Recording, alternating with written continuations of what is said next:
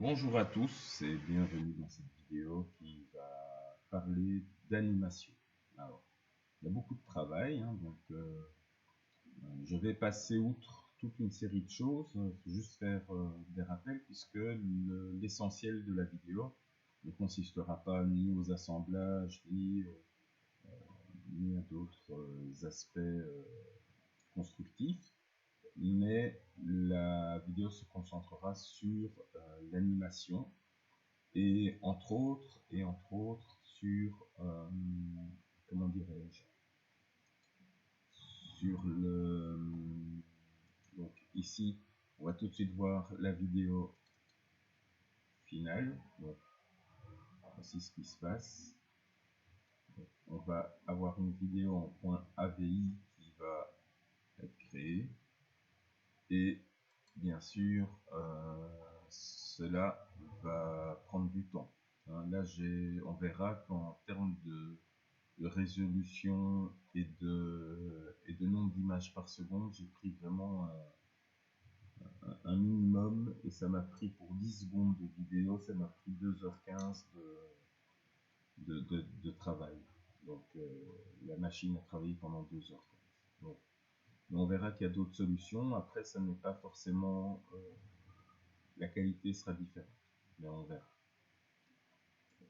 D'ailleurs, on va la lancer directement. Donc c'était ici dedans. Et je reviendrai dans l'explication.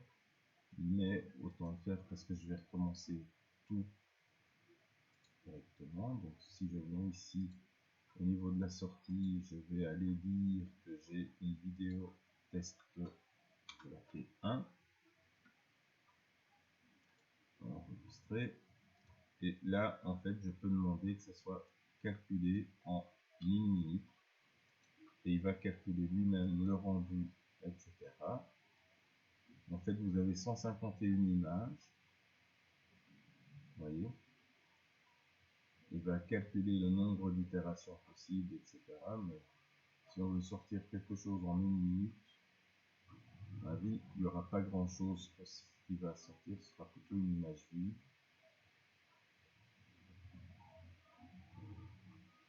Ok.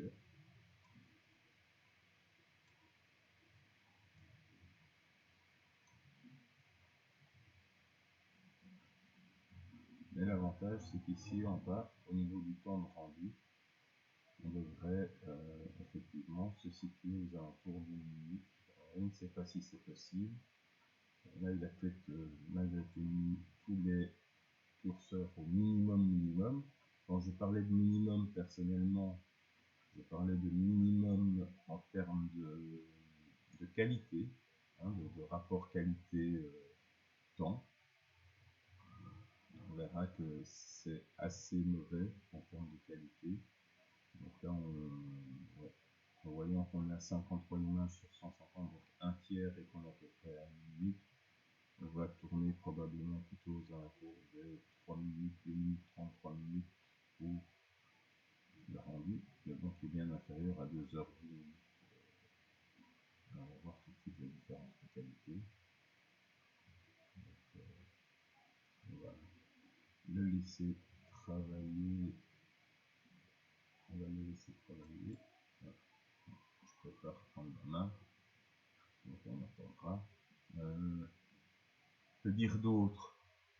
Mettons qu'il travaille. Donc en fait, ce qui se passe, c'est qu'il faut vraiment bien concevoir ces assemblages, parce qu'il y a une petite particularité qui veut qu'on ne puisse pas faire de contraintes de pièces dans un sous-ensemble. Et alors on va parler de code piloté, et donc ça je vous montrerai un petit peu ce que c'est. Donc il y a deux solutions, on peut travailler avec des codes pilotés ou avec des... Donc ça c'est important. Et aussi, ce qu'il y a, c'est que ces codes pilotés, on ne va pas pouvoir les piloter si c'est une contrainte qui se trouve dans un sous-assemblage. Dans un ensemble qui se trouve dans l'ensemble. Je m'expliquerai tout de suite. Je vais aller voir. on va faire un petit exemple assez rapidement. Donc, il devrait tout rester 129 sur 151, donc ça va aller vite.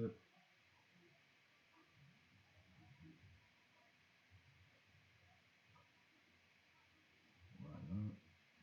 Donc, oui, si vous n'avez pas compris ce que je viens de dire, ce n'est pas grave. Ne vous inquiétez pas, je vais expliciter tout ça. Je vais ouvrir, je vais vous montrer ce qui se passe, les petites difficultés que vous allez rencontrer. Tout ça, c'est en préambule avant d'expliquer le module rendu. Parce qu'en fait, plan de montage plutôt.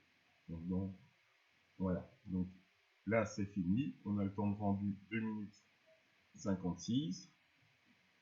Donc, voilà. Donc, je vais fermer et je vais quitter Inventor Studio et je vais ouvrir par contre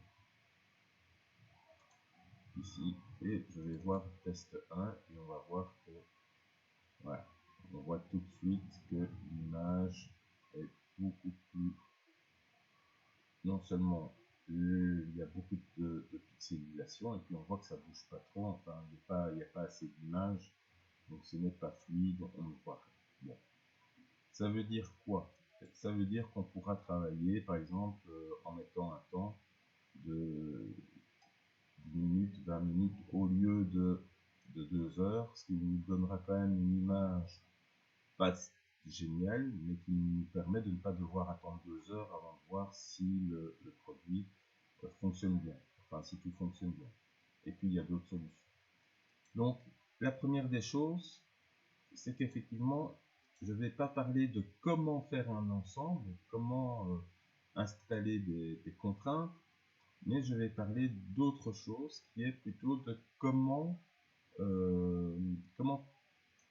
bien travailler. Donc, l'idée c'est quoi?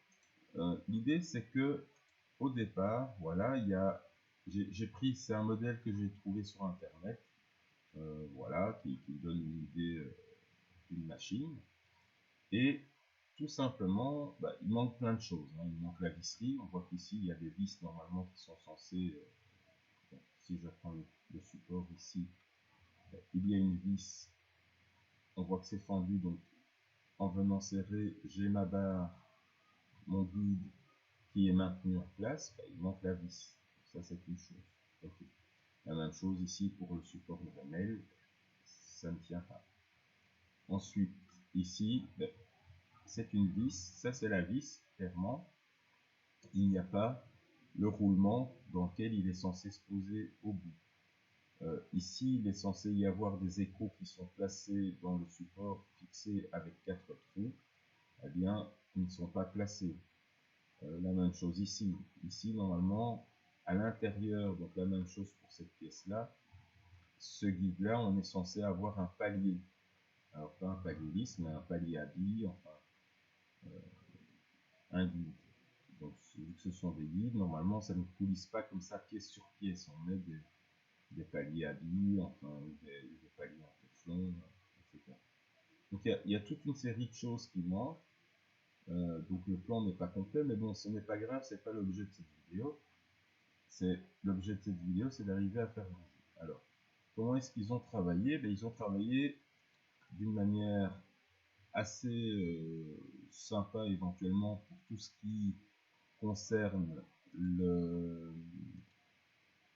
la représentation, c'est-à-dire que voilà, ils ont mis par groupe de pièces, ils ont mis toutes les pièces 3D à imprimer.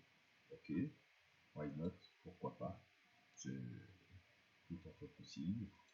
Et puis ils ont, en tout cas, si je rends ça invisible, ils ont mis le cadre en alu. Ok, puis a priori ils sont venus placer toutes les pièces, mais en sachant qu'il y a quand même une petite différence, voilà. Et puis ils ont placé les moteurs, un moteur, non, voilà, les moteurs. Donc ils sont mis par groupe. Hein, donc par groupe, tout ce qui était moteur, c'est purement électrique, donc c'est ensemble.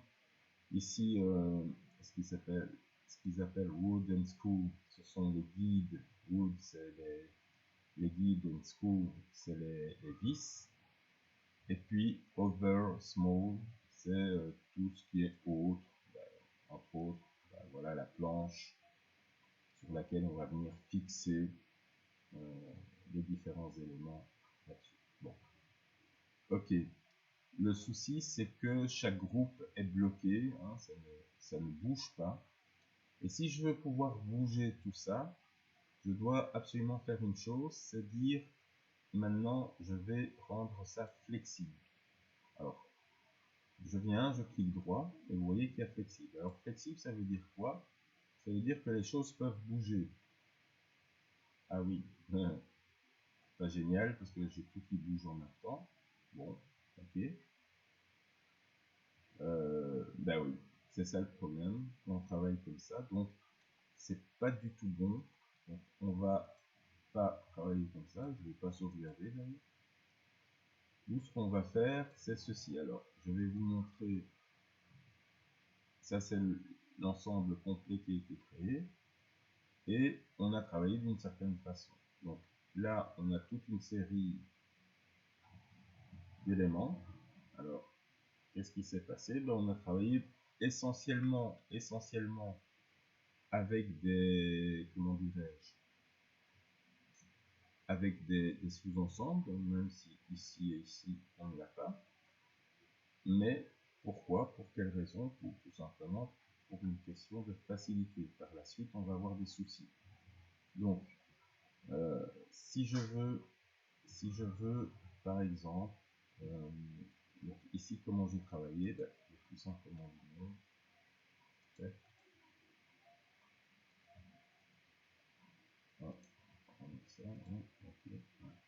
donc je suis parti de la base en me disant, ben, tiens, voilà, ça je vais assembler ensemble.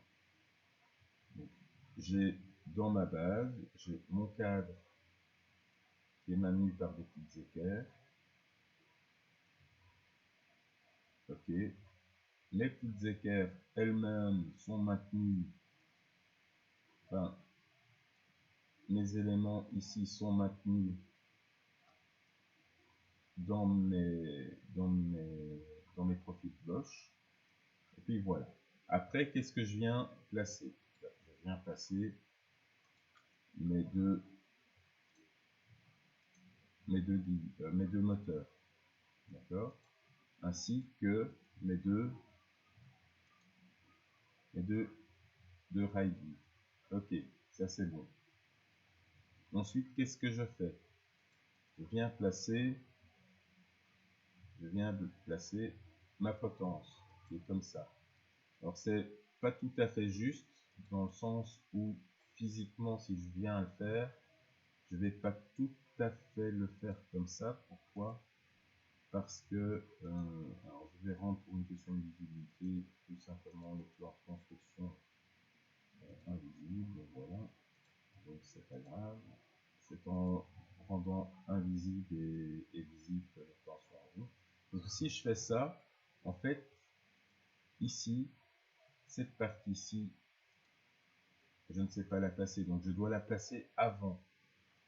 Physiquement, je ne peux pas venir placer, bien sûr, déjà ma potence, avant même de venir placer mon axe, mon fameux axe Z, je ne sais pas la placer, puisque j'ai placé mes axes. Donc je dois venir engager mes guides, engager mes vis, mais venir placer ma potence. Donc en fait, ce que je vais devoir faire, c'est travailler à l'envers. C'est d'abord mettre, en gros, je vais devoir travailler comme ceci, mais pour Inventor, c'est un peu embêtant parce que par la suite, on va avoir tous des problèmes de conflit. Donc on va tout supprimer. Voilà. Donc l'idéal, si je devais travailler comme je travaille à l'atelier, c'est je prends mon support Dremel. Voilà. Donc je place ma Dremel. Elle, c'est pas très grave, je ne suis pas obligé, mais en tout cas le support là en bleu. Je viens le placer sur mon axe X. Tout mon boîtier ici parce que j'ai mes guides hein, là. Donc chaque fois, en fait, l'idée c'est que je peux placer, mais je dois faire très attention à mes guides. C'est-à-dire que mes guides ici doivent être maintenus en place. Enfin, je dois pouvoir dégager, parce que vous vous rendez bien compte, ça rentre pas dedans s'ils sont là, s'ils sont comme ça. Donc, ensuite, ça, tout ça, je viens le placer sur la potence, et la potence, en elle-même, je viens la placer sur tout le reste. Voilà. Donc ça, c'est d'un point de vue pratique. Mais ici, pour ce qui se passe chez moi, c'est que j'aimerais bien qu'effectivement ça puisse glisser comme il faut et pouvoir venir mettre des cotes. Alors, on va prendre une cote pilotée, on va venir sur la potence, on va simplement l'ouvrir et on va voir c'est quoi une cote pilotée. Donc si je prends ici cet axe X, ici, si je viens chercher, voilà, ici le fameux 20 mm, vous voyez que ma contrainte, je peux la piloter. Si je la pilote, je peux lui demander d'aller de 20 à 30. On va même mettre un peu plus, on va mettre 40. Hein. Et donc, si je lui dis, papa, voilà, elle va et elle revient. Et c'est comme ça qu'on va pouvoir animer un élément. Donc, si je fais un vers 1, bah, rien ne m'empêche de partir d'un élément, de lui mettre, je vais dire, une face sur l'autre. Et puis, bien sûr, je vais pouvoir comme ça lui dire, tiens, tu sors de 150, si c'est un vers 1 avec une courbe de 150, tu sors de 150. Donc, ça c'est une chose. Mais, ce qui va se passer, c'est qu'ici, j'ai bien mes relations qui sont ici. Excusez-moi, la potence, il est là. Donc, mon axe X, il est ici.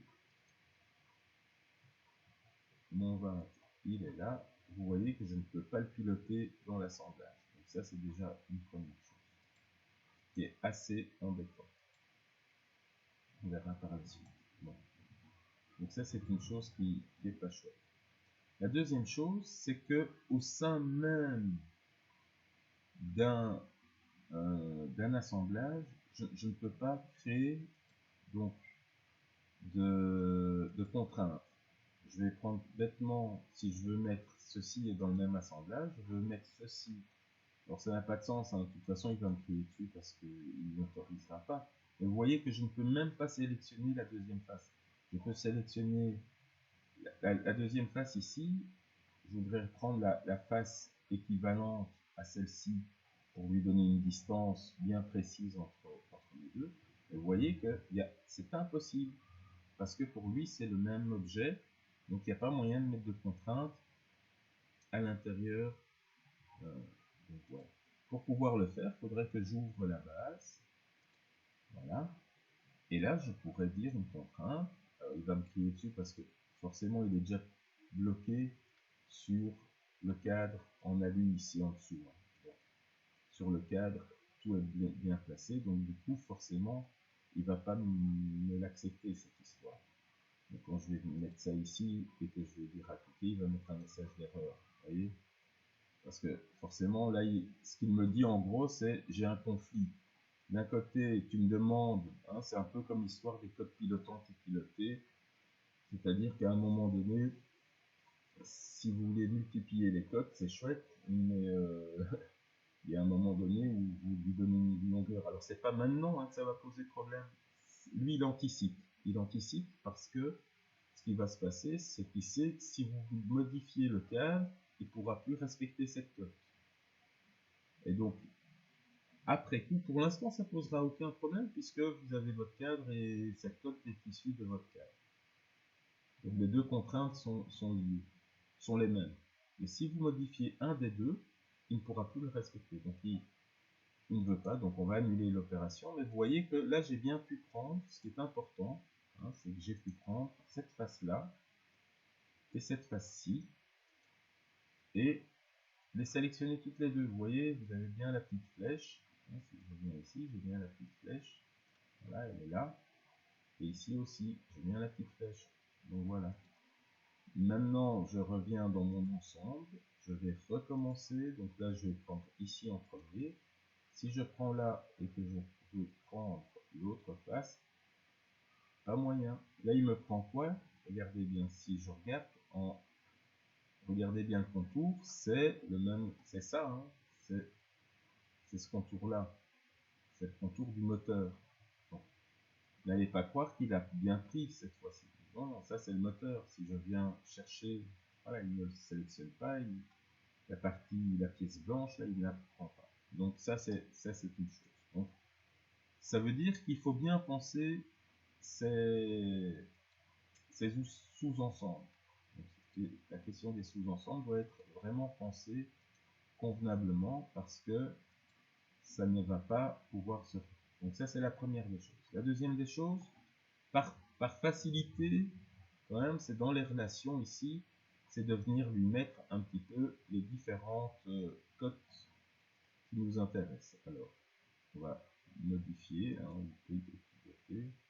on va revenir ici, donc on va dire qu'on part de 0, voilà, ok. Donc, je peux toujours ici en pilotant, c'est assez sympa parce que ça me permet de dire, tiens, voilà, ok, paf, et je peux faire modifier toute une série de choses. Donc, je reviens, on va revenir. Et il nous donne chaque fois la position. Alors on peut modifier, hein, on peut modifier tout simplement la répétition. Donc on peut faire des allers-retours. On peut demander début fin et on peut aussi demander début fin retour. Donc ça donne quoi? Et ça donne que voilà.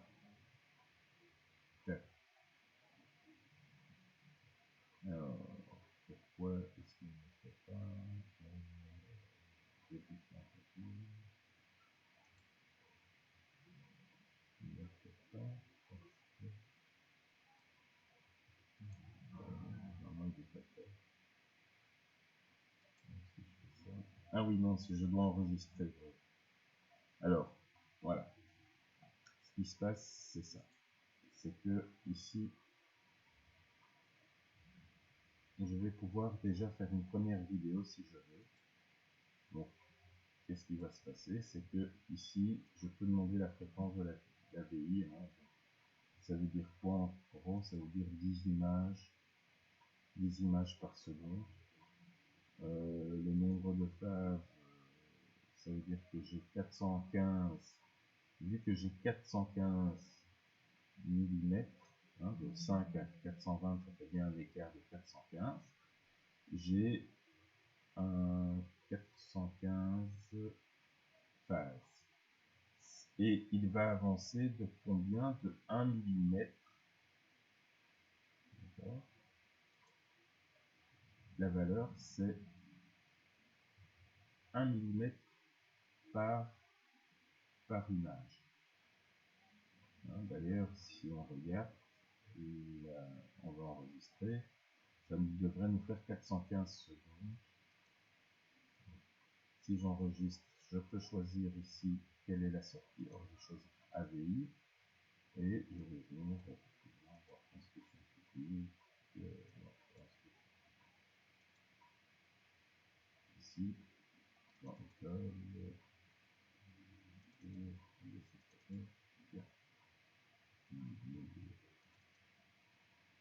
et dans assemblage, small, j'ai déjà les enregistrés. Je dis OK.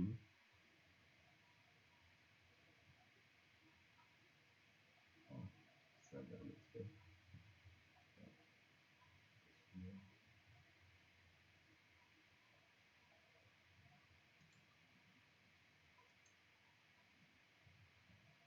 Si je viens ouvrir,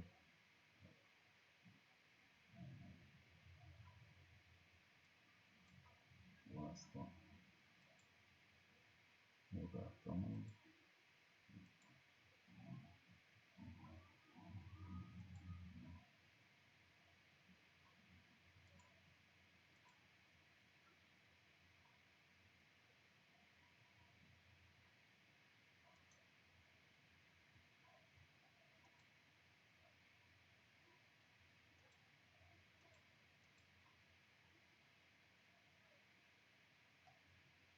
Là, par contre, ce qui est un peu embêtant, c'est qu'on n'a pas de vision de l'état d'avancement du travail.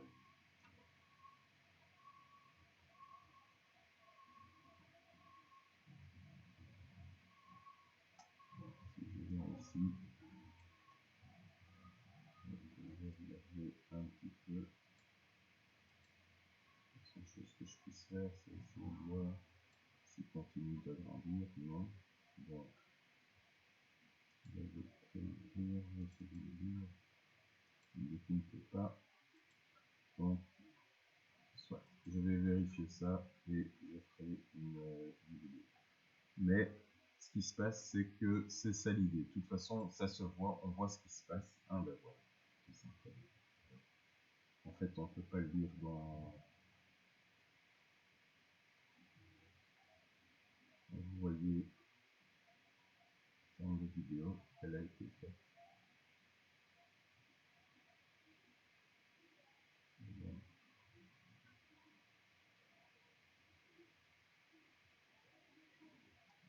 Voilà le mouvement. Ils vont minimiser la boîte de dialogue. En fait, l'enregistrement, c'est ça, je me rappelle. Donc l'enregistrement ne se fait pas au moment où on appuie sur enregistrer. Enregistrer, c'est juste les paramètres. Donc l'enregistrement se fait au moment où normalement, maintenant ça devrait être bon.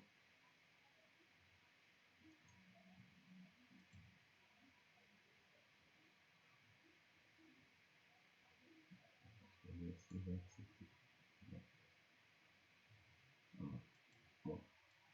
Mais vous avez vu que la vitesse est beaucoup moins grande avec une fois qu'on a lancé l'enregistrement. Ce n'est pas grave, ce n'est pas l'idée. On peut effectivement, si on a bien des détections de collision, donc il peut s'arrêter. Hein, donc vous pourriez lui donner par exemple 1 mètre, 1000 mm. Normalement, si j'ai bien placé les détections de collision, il va pouvoir me dire à un moment donné, clac, je viens. Mais attention que les détections de collision de nouveau ne fonctionnent pas sur des ensembles. Donc ça c'est important. Donc, il ne vous répond pas à mon avis.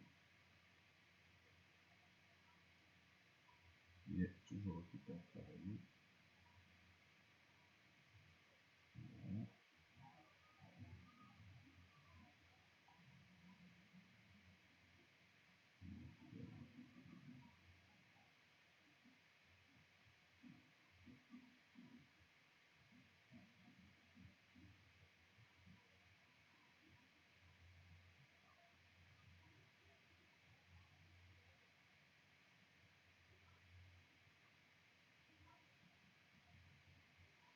Alors, il a rendu la main. Ok. Donc voilà. Alors je vais juste piloter. On va revenir en arrière. Vous voyez que ça va beaucoup plus vite.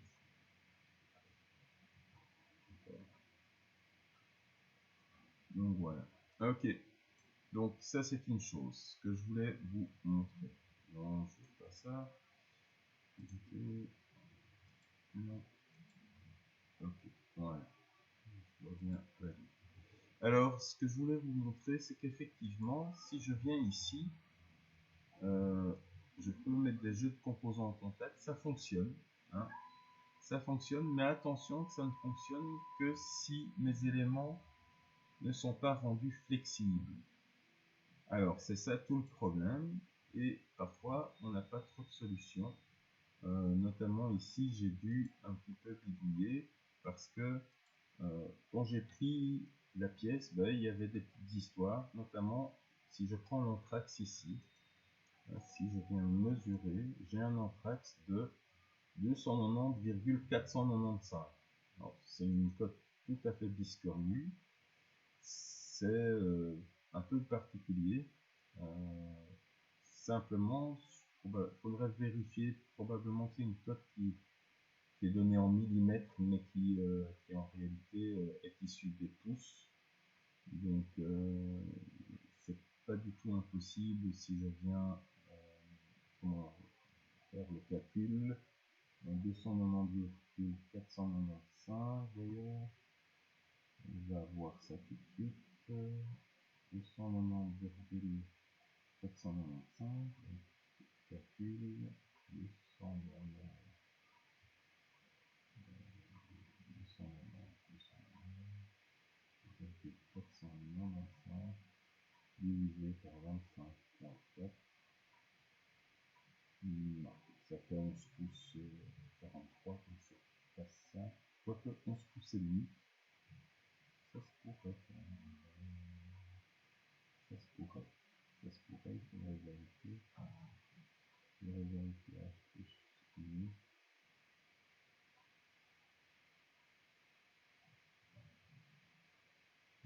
11,5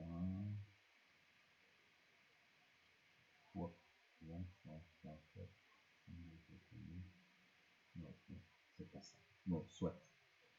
Toujours est-il que c'est pas très grave, mais c'est embêtant. C'est embêtant parce que quand je viens dans celle-ci, c'est pas super chouette. Si je viens placer, je dois venir soit placer très exactement, effectivement, ma contrainte. Je dois lui dire que je prends la valeur, je fais ça et ça, et je viens lui mettre 290,495 et appliquer. Et à ce moment-là, elle est bien fixée. Et si je viens dans mon ensemble complet, effectivement, je n'ai plus besoin. Donc, moi ici, j'avais rajouté un plaquage tout simplement dessus. Donc ça, c'était une solution. Donc ça, en supposant qu'on puisse avoir une cote très précise et qui se finit. Donc là, si vous voyez trois chiffres derrière la virgule, c'est pas parce qu'il veut pas en afficher plus, c'est parce que on a vraiment que 3. Ça, c'est une chose. Donc ça, c'est une possibilité, ce qui me permettrait effectivement de supprimer la flexibilité, mais qui fait que mon plaquage ici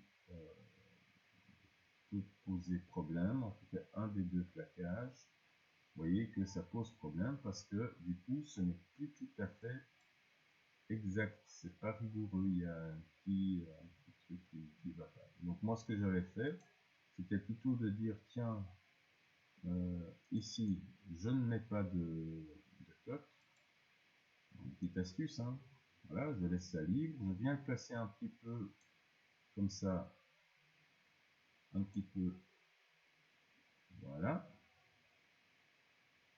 Mais ce que je fais, par contre, c'est je vais prendre ces deux pièces-là. Mais forcément, si c'est pas flexible, il ne voudra pas bouger. Donc, soit il va respecter l'un ou l'autre, mais vous voyez qu'il ne peut pas respecter les deux. Et comment est-ce que je peux rendre ça possible? En rendant ça flexible. Tac. Comme c'est flexible, il va trouver la solution, une solution fonctionnelle. Le désavantage, c'est que si je viens ici, vous voyez que le jeu de composants est désactivé. Alors que pour n'importe quel sous-ensemble, c'est possible. Alors voilà, il faut choisir un petit peu. Donc ici, j'ai choisi de ne pas travailler avec je ne travaillerai pas avec les détections de collision. Il faut dire que ici, c'est pas très grave. Pourquoi?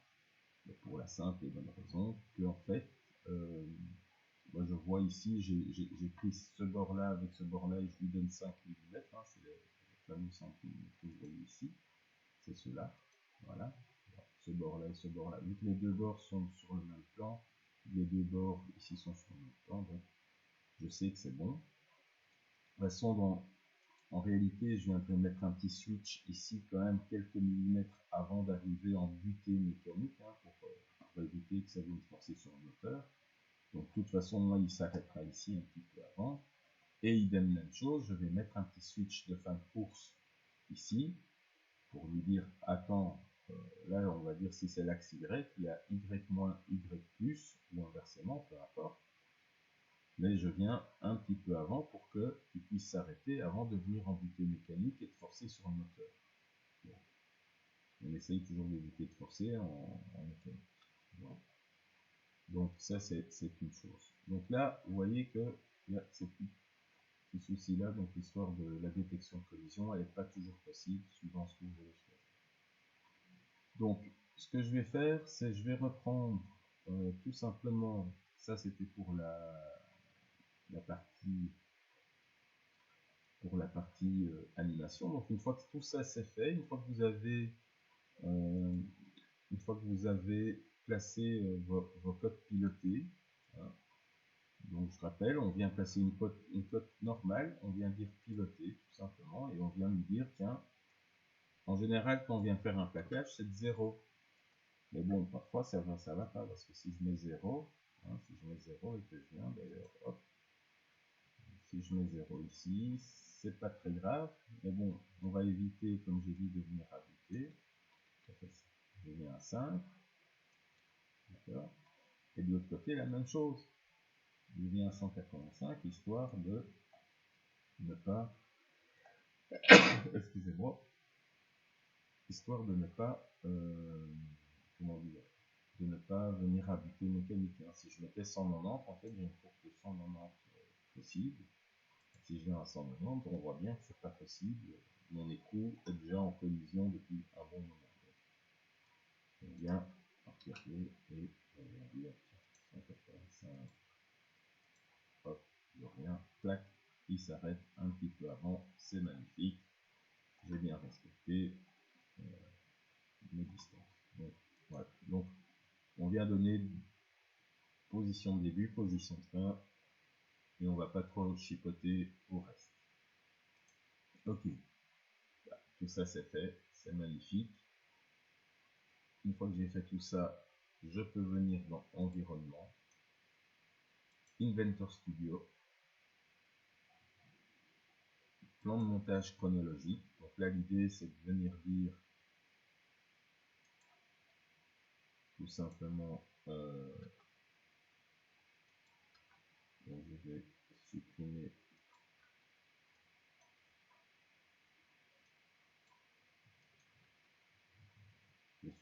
tout ce que j'ai fait.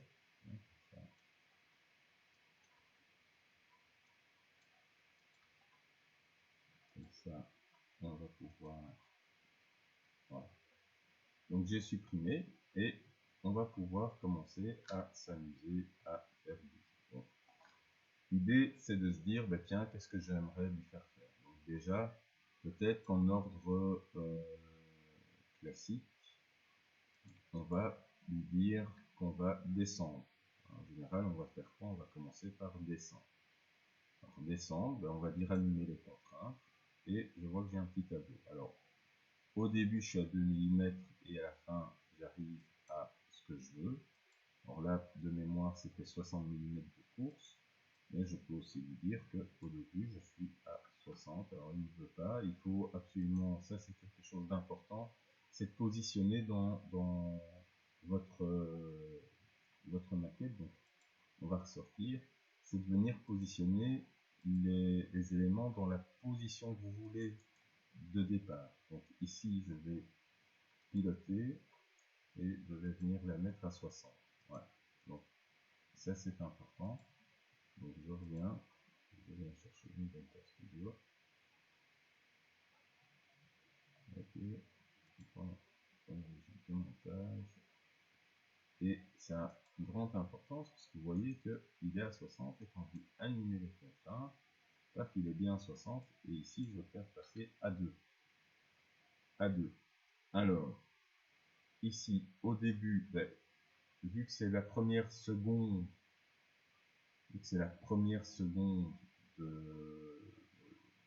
de la vidéo, ça démarre bien à 0. Et puis la fin, bah, j'aimerais qu'ils mettent, je sais pas moi, 2 secondes pour descendre. Ou même 0,5, hein, je pourrais demander qu'ils mettent 0,5, une demi-seconde pour descendre. Et je dis OK. Alors là, on voit qu'on a bien la petite chose. Et on voit, hop, il descend. Alors ça va aller jusque 10 secondes. Alors pourquoi 10 secondes? Parce qu'ici, j'ai demandé, dans les options d'animation, j'ai demandé que la durée totale de l'animation soit de 10 secondes. Et maintenant, rien n'empêche que je dise 5, que je dise 20. Après, c'est juste une question de temps. C'est juste la question du temps. Ok, donc ça c'est la première des choses. Ensuite, qu'est-ce qui se passe? J'aimerais effectuer ce mouvement-là, de gauche à droite. Donc là aussi, la même chose, animer les contraintes, en avant. Et là, le début. Alors le début, il faut que je donne, sinon ça pose un problème. Il faut absolument que je lui donne un début différent. Donc, je vais spécifier. Je vais spécifier que c'est à 0,6. D'accord? C'est à 0,6. La durée, elle fait 5,1, ce qui est bien la différence entre 5,7 et 0,6. Et attention qu'il démarre à 100, à 5 et que j'aimerais qu'il s'arrête à 185. Donc, je dis OK.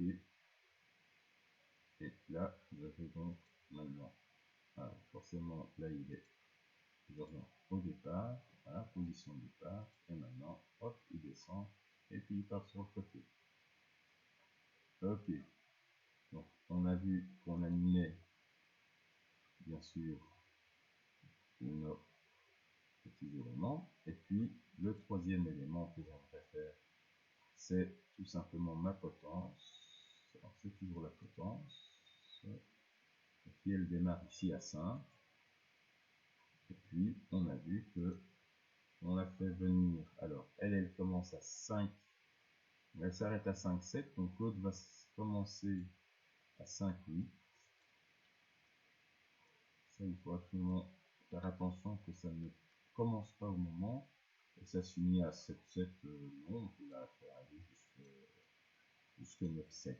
Comme ça, on aura un petit effet à la fin qui fera que les 3 derniers dixièmes de seconde, elle sera arrêtée. Et pas, hop, elle arrive au bout et clac, ça s'arrête. On verra la machine arrêtée. On peut même lui dire à 9. 2, ça fait un peu plus d'une demi-seconde. Ça sera donc, une fois que ça c'est fait, ok. Je vois bien que le début démarre juste. Vous voyez, clac, entre les deux. Et maintenant, si je viens passer ma barre de temps ici, hop, il descend, il va faire un trait à droite. Alors, pourquoi? Ah oui, oui, c'est normal. J'ai fait quoi? J'ai oublié de vous dire que ça allait jusqu'à 420. Tout simplement. Donc, si je dis ça, ok. Et là, il m'a fait varier, donc il a été, c'est pas, non, c'était pas animer les contraintes que je voulais faire, c'était tout simplement modifier. Voilà, je devais double-cliquer dessus et je dois aller à 420. Là, j'ai rajouté une deuxième animation. Donc, je dis OK. Voilà. Et donc, si je prends ici, je dis, hop, je descends bien, je vais à droite, j'avance, ok, donc tout ça c'est super. Et supposons que je veuille faire un rectangle, maintenant ce qu'il me reste à faire, c'est effectivement dire, bah, tiens, ça je vais le faire sur 2,5 secondes, ici je vais démarrer à 2,6 et je vais m'arrêter à, on va dire, à 4,5. Voilà. Et puis ici, celle-là, je vais animer une contrainte. Je vais dire que je vais la commencer à 4,6. 4,6.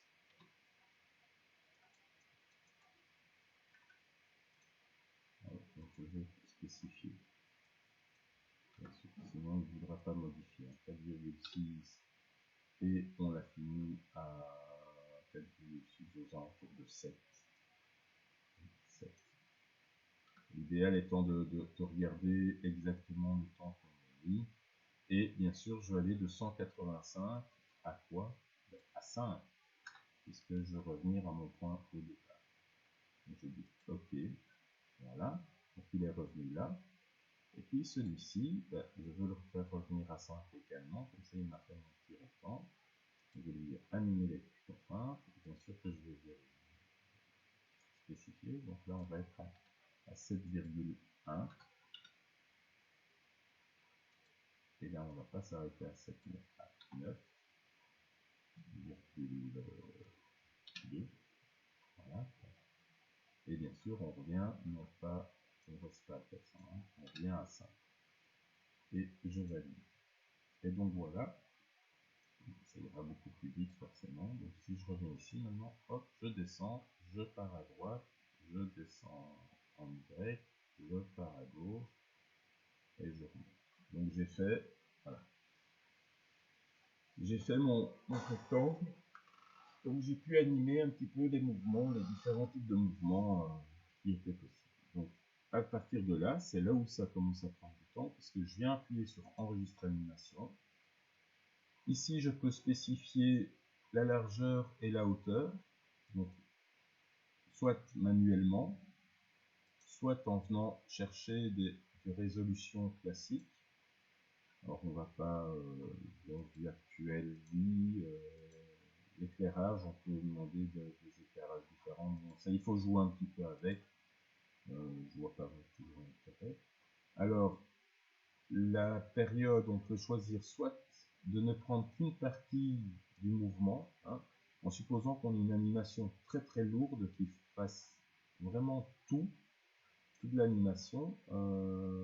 Imaginons que je veuille vraiment faire une simulation de tout un ensemble. Je n'ai pas envie forcément de voir tout l'ensemble, donc je pourrais tout à fait lui demander de me faire une vidéo de la 4e seconde à la 5e. Et ici, en l'occurrence, je vais prendre tout de 0 à 10. Alors, soit ça, soit je prends d'office tout. Et là, on ne peut plus modifier. Donc ici, je pourrais dire de la 5e à la 10e, de la 5e à la 7e, voilà, sans problème. Mais si je reviens ici, paf, il prend tout. D'accord.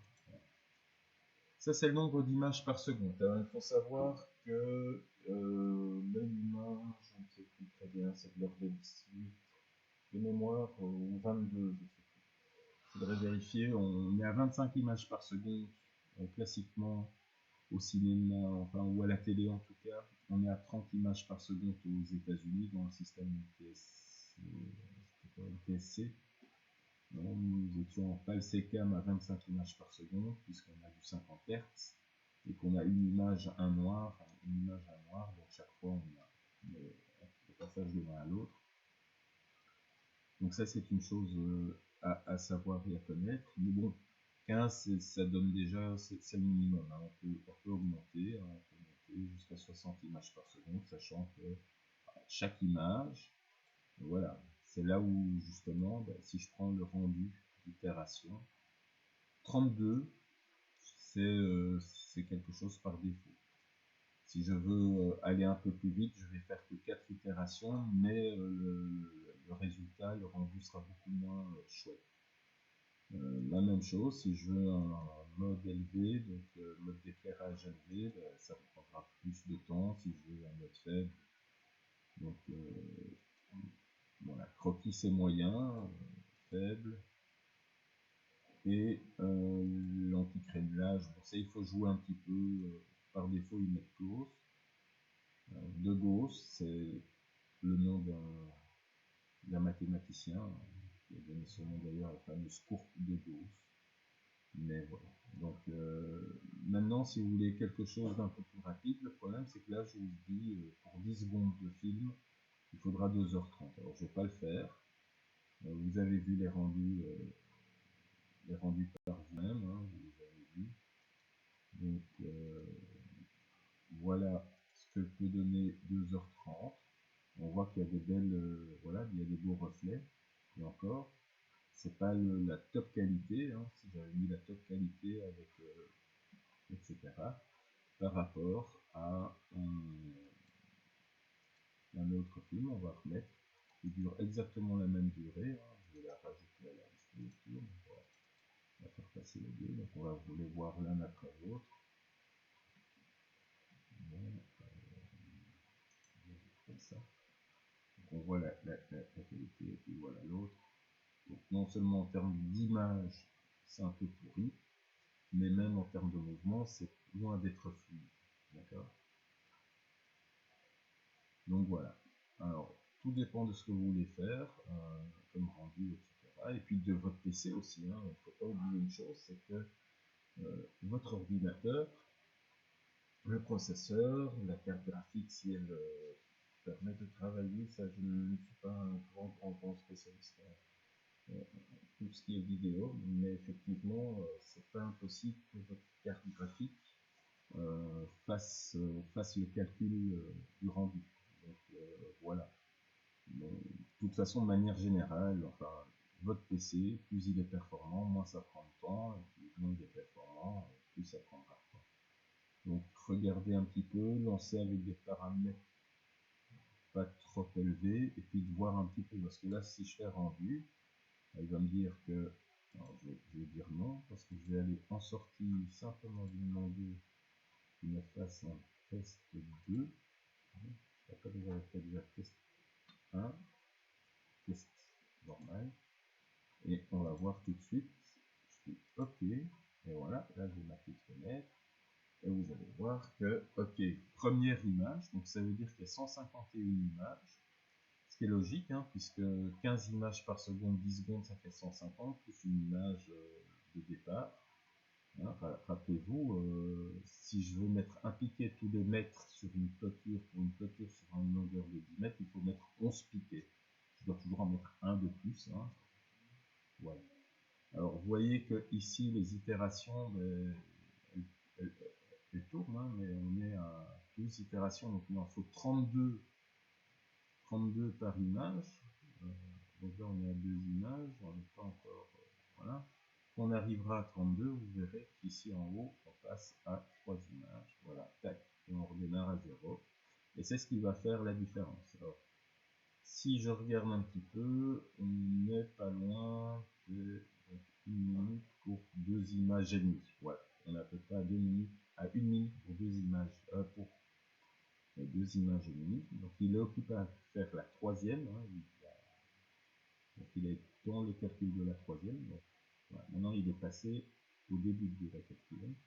Donc une pour 2,5, il en faut 150. Donc si j'ai dit 4 minutes, ça fait 10 images. 3 15, 4 fois 15, ça fait 1 heure. 1 heure. Alors je vais stopper là. Je vais faire là. Et je vais repasser à 25 images par seconde, qui est normalement la qualité demandée. Là, je vais demander de l'élever plutôt que du... Et on va voir tout de suite en rendu. Alors là, oui, on va l'écraser parce que c'est pas important.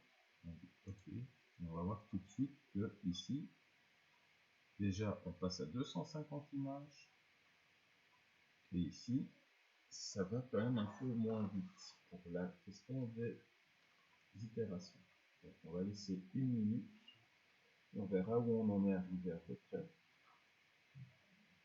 Ben, j'avais 2 images et demie sur 1 minute. Là, sur 30 secondes, j'ai même pas encore la moitié d'une image. Et en plus de ça, j'avais 150 images. Et là, j'en ai 250. Et voilà. On arrive. On vient de passer la moitié d'une image. Et on était à 40 secondes. Donc, on va dire...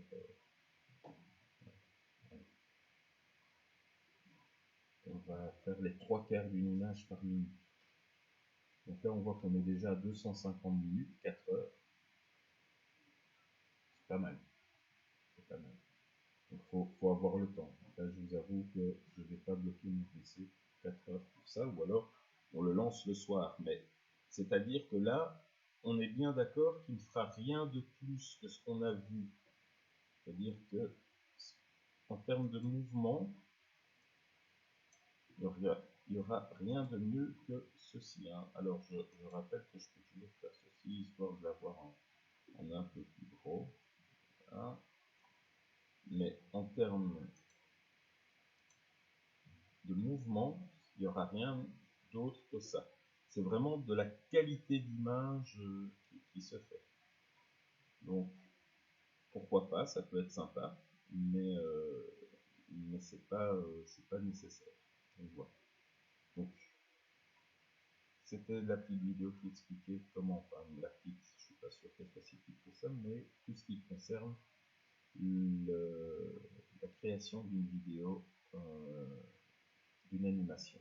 Voilà.